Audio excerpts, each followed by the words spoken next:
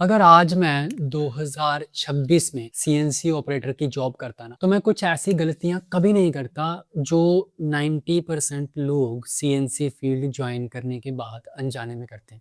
और ये छोटी गलतियां ही डिसाइड करती हैं कि आप आने वाले 2 साल बाद भी बस एक ऑपरेटर ही रहेंगे या फिर आगे बढ़कर प्रोग्रामर या इंजीनियर बन भी पाएंगे या नहीं। इस वीडियो में मैं आपको बताऊंगा वो 5 गलतियां जो ऑलमोस्ट हर सीएनसी ऑपरेटर करता है और उन्हें लगता है कि वो ये चीज़ें सही कर रहे हैं और इन्हीं चीज़ों की मदद से वो बहुत जल्दी आगे बढ़ेंगे, जो कि बिल्कुल गलत डायरेक्शन होती है और जिस वजह से उनका काफ़ी टाइम खराब हो जाता है और बहुत सालों बाद उन्हें पता चलता है कि जो चीज़ वो कर रहे थे उसका आपकी ग्रोथ से कोई रिलेशन है ही नहीं। जब मैंने अपनी पहली जॉब शुरू करी ना, तो मेरे साथ भी ये सारी चीज़ें होती थी। मैं परेशान रहता था, समझ नहीं आता था कि कैसे आगे बढ़ूँ, क्या करूँ, क्योंकि उस वक्त गाइड करने वाला कोई नहीं था। बहुत टाइम बाद जाके मुझे समझ आया कि इंडस्ट्री को एक्चुअली चाहिए क्या, और जब वो चीज मुझे समझ आ गई तो मैंने सारा ध्यान उन चीजों पे लगाना शुरू कर दिया, जिस वजह से मेरी ग्रोथ काफी फास्ट हो गई। तो आज की इस वीडियो में मैं पूरी कोशिश करूंगा कि अपना सारा प्रैक्टिकल एक्सपीरियंस आपको दूं और ये चीजें आपके करियर में बहुत काम आ सकती हैं जो मैं आपको बताने वाला हूँ। सीएनसी फील्ड में ना सबसे बड़ा मिथ ये है कि लोगों को लगता है कि मशीन चला ली मतलब सारा काम आ गया। मैंने जब जॉब ज्वाइन करी थी पहली, तो मुझे याद है कि मैं मशीन के ऊपर से हिलता नहीं था। मतलब जैसे ही पार्ट बना मैं उसे एकदम से बाहर निकालूंगा, क्लीन करूंगा, मेजर करूंगा, नेक्स्ट पार्ट लोड करूंगा और ये सिलसिला चलता रहता था। मुझे लगता था कि लोग मुझे देखेंगे, कंपनी के लोग मुझे देखेंगे और वो कहेंगे कि देखो यार, लड़का कितनी अच्छी मशीन चला रहा है, लड़का मशीन पे रहता है, इसको लग रहा है कि मशीन आ गई है, तो बेटर है कि इसको प्रमोट करें और इसको आगे भेजें, इसको प्रोग्रामिंग सिखाते हैं, इसको कैम भी सिखाते हैं, क्योंकि इसे मशीन अच्छे से आ गई है।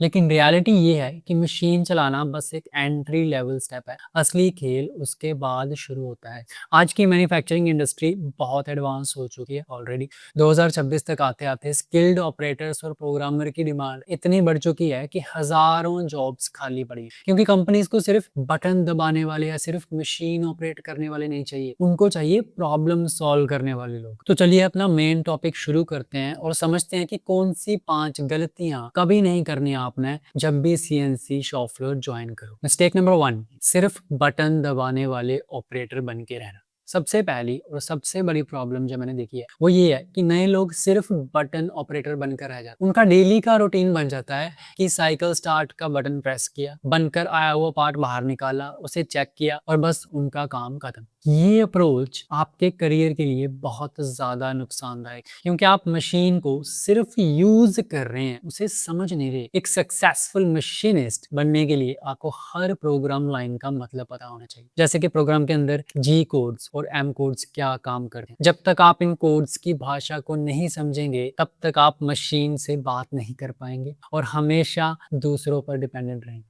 जी कोड्स को जियोमेट्री कोड्स कहा जाता है, जो मशीन को बताते हैं कि टूल को कहाँ और कैसे मूव करना है। सबसे बेसिक कोड G00 होता है, जिसका मतलब है रैपिड मूवमेंट। जब मशीन हवा में मूव कर रही होती है और उसे कोई मटेरियल कट नहीं करना होता, तब G00 कोड का यूज किया जाता है, ताकि टूल अपनी सबसे तेज स्पीड में एक पॉइंट से दूसरे पॉइंट तक पहुंच सके।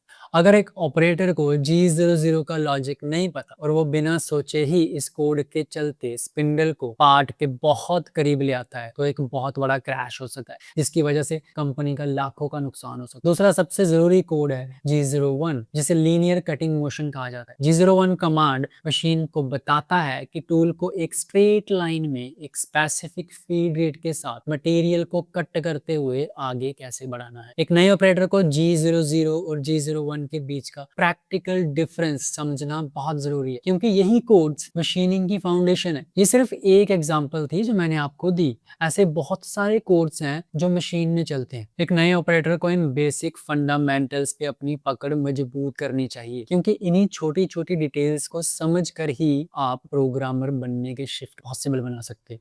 मिस्टेक नंबर 2 है ड्राइंग को इग्नोर करना। दूसरी सबसे बड़ी गलती जो 90% ऑपरेटर्स करते हैं वो है ड्राइंग को पूरी तरह से इग्नोर करना। अक्सर ऑपरेटर सिर्फ नॉर्मल डायमेंशंस चेक करते हैं, जैसे एक लेंथ क्या है या फिर डायमीटर क्या है, और पूरी इंजीनियरिंग ड्राइंग को डीपली समझने की कोशिश नहीं करते। ये बहुत गलत प्रैक्टिस है, क्योंकि इस वजह से ड्राइंग के बहुत जरूरी एलिमेंट जैसे कि GD&T, tolerance and surface finish ignore हो जाते, जिन्हें हम कभी पढ़ते ही नहीं।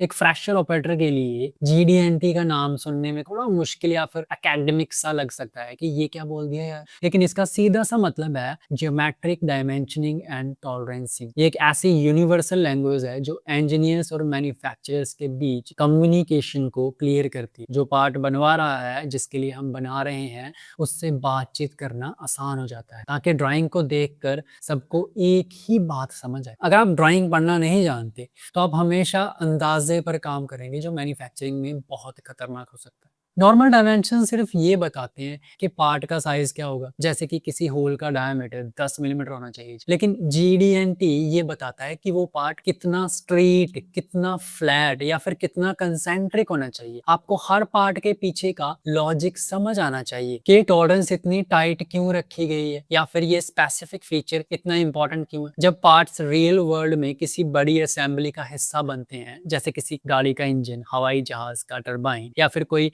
मेडिकल डिवाइस, तो वहां एक छोटी सी गलती भी पूरी असेंबली को खराब कर सकती है। GD&T इस बात की गारंटी देता है कि पार्ट आपस में सही से फिट होंगे और अपना काम ठीक तरीके से करेंगे। अब एक अच्छा बंदा जिसने CNC फील्ड ज्वाइन करी है, उसको पता होना चाहिए कि मेक दिस होल स्ट्रेट बोलना काफी नहीं होता, बल्कि उसे एग्जैक्टली ड्राइंग के हिसाब से कितना स्ट्रेट बनाना है ये रीड करना आना चाहिए। इसलिए जब भी आप ड्राइंग को डीपली समझते हैं और टॉलरेंसेस का लॉजिक पकड़ते हैं, तो आपकी क्वालिटी अंडरस्टैंडिंग इंप्रूव होती है और आप स्क्रैप होने से पार्ट को बचा सकते हैं। डिजाइनर जब पार्ट डिजाइन करता है ना, तो कभी कभी वो अननेसेसरली टाइट टॉलरेंस दे देता है। ये 20 माइक्रोन में बना दीजिए, 10 माइक्रोन में बना दीजिए, इसकी जरूरत ही नहीं होती। एक स्मार्ट CNC ऑपरेटर या फिर CNC मशीनिस्ट जिसे ड्राइंग और मशीनिंग का ठीक से ज्ञान है, वो ऐसी गलतियों को पहचान कर डिजाइनर को फीडबैक दे सकता है कि सर इसे मॉडिफाई करो, यहाँ पे इतनी ज्यादा जरूरत नहीं है इस चीज की। अगर आप ड्राइंग को इग्नोर करेंगे तो आप ऐसी मैन्युफैक्चरिंग पॉसिबिलिटीज को नहीं पहचान पाएंगे और गलती आने पर खुद को ब्लेम करते रहेंगे। अपनी ड्राइंग रीडिंग स्किल को स्ट्रॉन्ग करके ही आप सच में एक मशीन ऑपरेटर से मैन्युफैक्चरिंग एक्सपर्ट बन सकते हैं। Remember this. तीसरी मिस्टेक जिसे अवॉइड करना हर नए ऑपरेटर के लिए बहुत जरूरी है, वो है टूलिंग की डीप नॉलेज ना लेना। बहुत से ऑपरेटर सिर्फ ये देखते हैं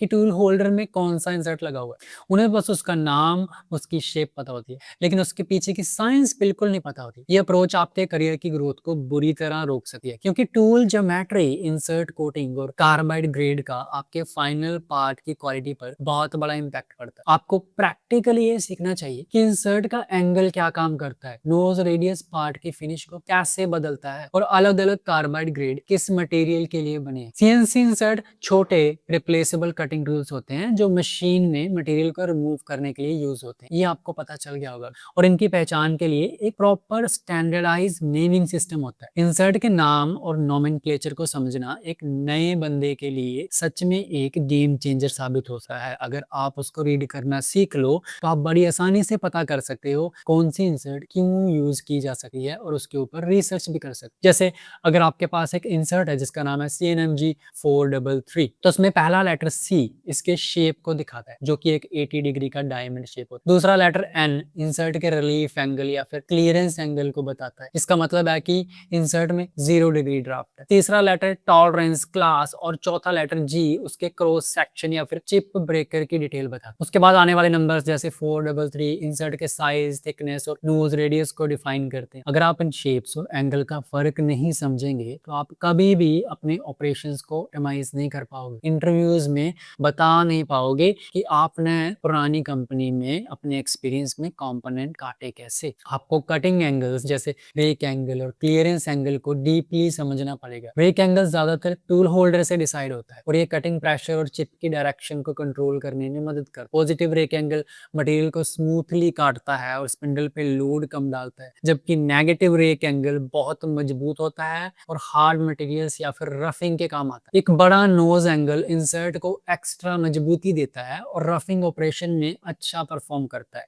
जहाँ डीप कट लगाने होते हैं, वहीं एक छोटा नोज एंगल फिनिशिंग के लिए ज़्यादा अच्छा होता है, जहाँ कटिंग फोर्सेस लो रखनी हो। अगर आपने किसी पार्ट के मटेरियल के हिसाब से गलत ग्रेड या फिर गलत चिप ब्रेकर वाला इंसर्ट चूज कर लिया तो उसके बहुत भयानक रिजल्ट हो सकते हैं। गलत टूल की वजह से प्रीमेच्योर टूल वियर हो सकता है, टूल अचानक से टूट सकता है और यहाँ तक कि मशीन क्रैश हो सकती है, स्पिंडल खराब हो सकता है। तो इन चीजों का ध्यान और इन चीजों की समझ आपके लिए बहुत ज्यादा जरूरी है, इसे इग्नोर नहीं कर सकते। और चौथी मिस्टेक जो नए ऑपरेटर्स अक्सर करते हैं वो है मशीन को एक ब्लैक बॉक्स समझना।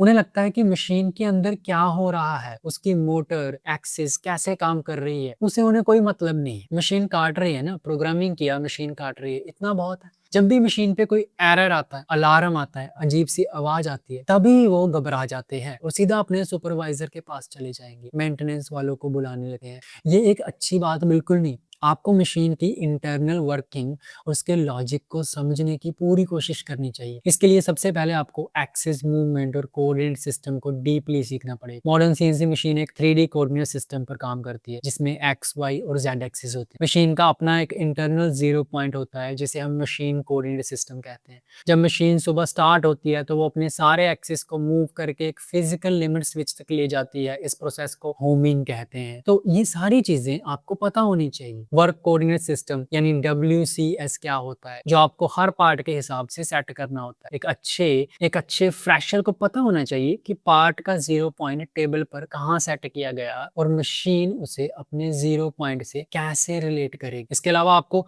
ट्रबल शूटिंग करना आना चाहिए। मशीन में कोई प्रॉब्लम आ जाए तो सबसे पहले क्या करना है, अलार्म नोट डाउन करो, मैनुअल्स रीड करो, उसका कारण पता करो, किस वजह से वो अलार्म आया है उसे समझने की कोशिश करो और फिर पूरे डेटा के साथ एप्लीकेशन या फिर सर्विस इंजीनियर से मदद लो। तो अगर इस तरीके से आप घबराने की बजाय इन बेसिक ट्रबल शूटिंग स्टेप्स को लॉजिकली फॉलो करेंगे तो धीरे धीरे टाइम के साथ आपकी ट्रबल शूटिंग फास्ट हो जाएगी और आप एक independent and reliable CNC machinist बन सके हैं काफी जल्दी। मिस्टेक नंबर 5, सिर्फ जॉब करनी, स्किल बिल्ड नहीं करनी। पांचवी और आखिरी मिस्टेक जो आपके करियर को सबसे ज्यादा नुकसान करती है वो है सिर्फ दी गई जॉब करनी। जितना काम दिया है ना उतना करना है, जो काम आपको दिया गया है उतना खत्म कर दिया और आपका काम खत्म। अगर आप रोज वही करते रहेंगे बिना कुछ नया सीखे या बिना प्रोसेस को इम्प्रूव किए तो आपकी प्रोफेशनल ग्रोथ वहीं पर रुक जाती है। 2026 में मैन्युफैक्चरिंग इंडस्ट्री AI, ऑटोमेशन और डिजिटल ट्विन की तरफ बहुत तेजी से बढ़ रही है। मैं बता दूं,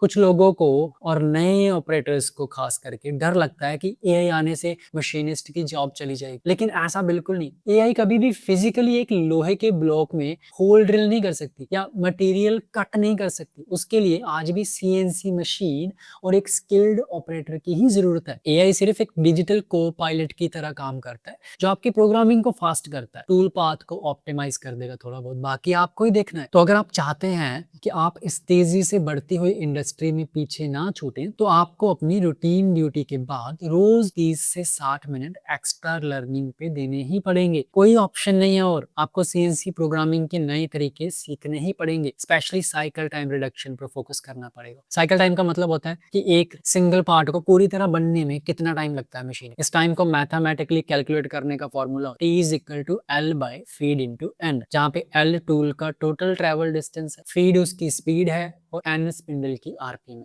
नए लोग अक्सर टाइम कम करने के चक्कर में स्पिंडल स्पीड या फिर फीड को ब्लाइंडली बढ़ा देते हैं। जिनको थोड़ा बहुत आइडिया है कि साइकिल टाइम कैसे कम होता है, ये बहुत बड़ी गलती होती है, क्योंकि उससे टूल टूट सकता है, पार्ट रिजेक्ट हो सकते हैं, टूल की लाइफ कम हो सकती है। तो इसलिए आपको एग्जैक्टली पता होना चाहिए कि साइकिल टाइम रिडक्शन आखिर क्या चीज है और उसे कैसे किया जाता है। जैसे कि एक स्मार्ट मशीनिस्ट मशीन का आइडल टाइम यानी कि वो टाइम कम करता है जो मशीन हवा में मूव कर रही है, एक्चुअल कटिंग नहीं कर रही, उसे कहते हैं साइकिल टाइम ऑप्टिमाइज करना। अब आप सोच के देखो कि अगर आप एक दिन में 300 पार्ट बनाते हैं और आपने अपनी समझदारी से हर पार्ट पे 2 सेकंड भी बचा ली तो आप दिन के 600 सेकंड बचा लेंगे। महीने भर में ये सेविंग कंपनी के लिए बहुत बड़ी होती है और यही चीज आपको दूसरों से अलग बनाती है। तो देखो, मैं फाइनली यही कहूंगा कि अगर मैं 2026 में CNC ऑपरेटर की जॉब शुरू करता तो मैं हमेशा एक गोल्डन रूल फॉलो करता और वो रूल है मशीन चलानी नहीं है, मशीन को समझना है।